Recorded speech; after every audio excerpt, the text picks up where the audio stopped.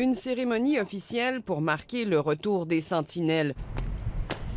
De jeunes militaires comme Gaël Tanguy-Pichette qui se disent honorés d'avoir été choisis. C'est certain qu'après les événements tragiques d'octobre dernier, c'est d'autant plus important et honorable pour moi que de pouvoir participer. Le 22 octobre, une autre sentinelle, le caporal Nathan Cirillo, a perdu la vie alors qu'il montait la garde devant la tombe du soldat inconnu.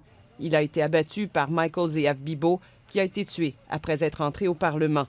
Dans les jours qui ont suivi, des policiers d'Ottawa s'étaient portés volontaires pour assurer la sécurité des sentinelles.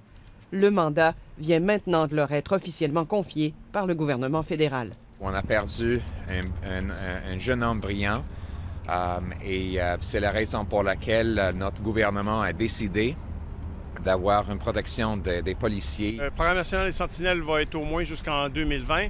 La coopération avec la police va évidemment être basée sur la menace qui est évaluée. Tous les jours, 2 policiers armés seront sur place à tour de rôle après leur quart de travail. Des heures supplémentaires pour les agents qui n'ont pas hésité à participer.